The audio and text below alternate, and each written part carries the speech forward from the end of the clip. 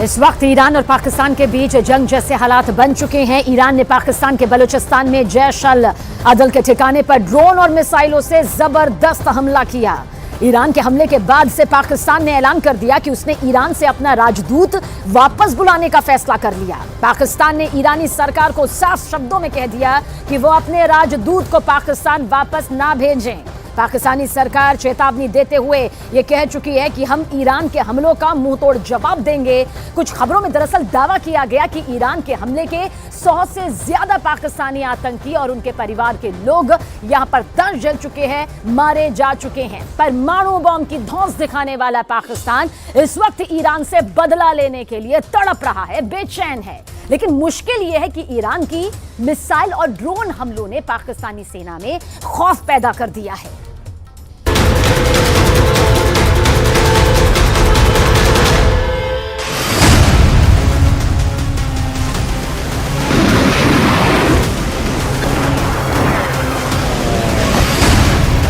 दुनिया भर के वॉर एक्सपर्ट्स इस बात से हैरान हैं कि आखिर ईरान ने सिर्फ 24 घंटे के अंदर इराक और पाकिस्तान में हमलों को अंजाम कैसे दे दिया। पाकिस्तान में भी ईरान ने इतने भीषण मिसाइल और ड्रोन हमले किए हैं कि पाकिस्तानी सेना और सरकार बुरी तरह से खौफ में आ गई।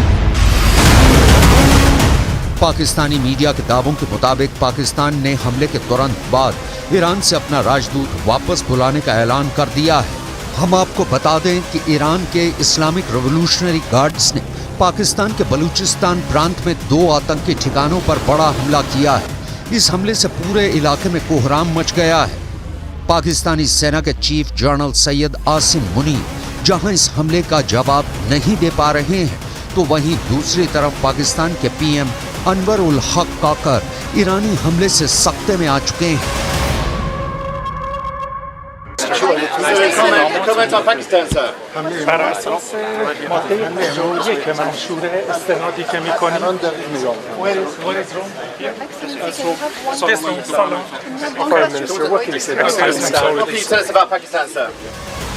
ईरान ने पाकिस्तान में घुसकर बलूचिस्तान में हमला किया है। दावा किया जा रहा है कि ईरान ने यह हमला सुन्नी आतंकी समूह जैश अल अदल के 2 ठिकानों पर किया है, जिसकी वजह से भारी तबाही हुई है।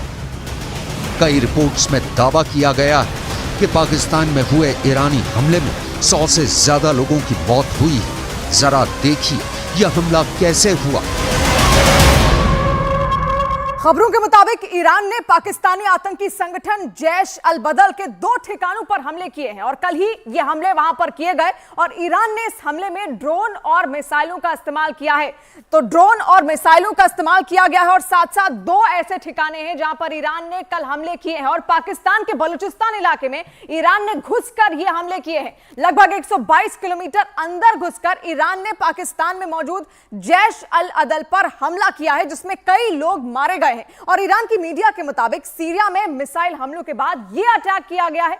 ईरान की मीडिया ने यह भी दावा किया कि पाकिस्तान में जैश अल बदल आतंकी समूह के 2 प्रमुख गढ़ इस ऑपरेशन का केंद्र बिंदु थे, जिन्हें विशेष रूप से ध्वस्त किया गया। और हैरानी की बात तो यह है कि एक तरफ पाकिस्तान के पीएम ईरान से दोस्ती बढ़ाने की कोशिश कर रहे हैं, तो वहीं दूसरी तरफ ईरान ने पाकिस्तान में घुसकर बड़ी सर्जिकल स्ट्राइक कर दी। Can you talk to us about your meeting with the Iranian foreign minister? Will Pakistan respond to the strike?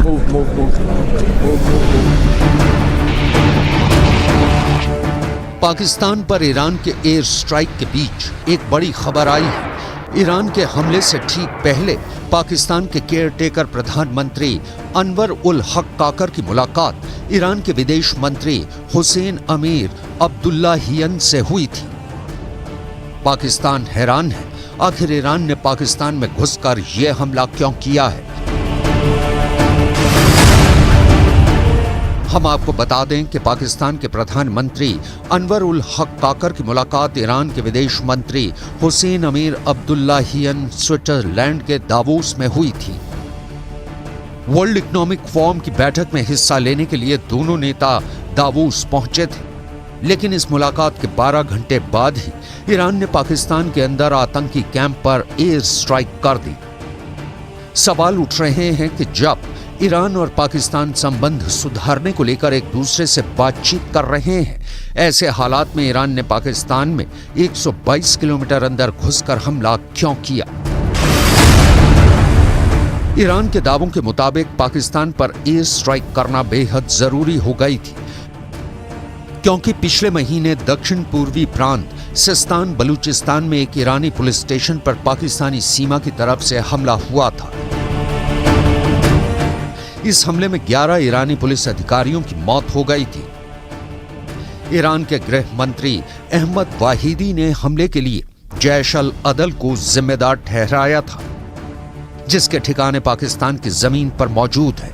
Iran ने बार बार चेतावनी दी है कि जैश अल अदल आतंकवादी समूह उसके सुरक्षा बलों पर हमला करने के लिए पाकिस्तान की जमीन का इस्तेमाल कर रहा है और बलूचिस्तान के सीमावर्ती शहर पंजगुर में इसके ठिकाने हैं। लेकिन पाकिस्तानी सेना और सरकार ने ध्यान नहीं दिया और ईरान ने आखिर में पाकिस्तान में घुसकर आतंकी कैंपों पर हमला कर दिया।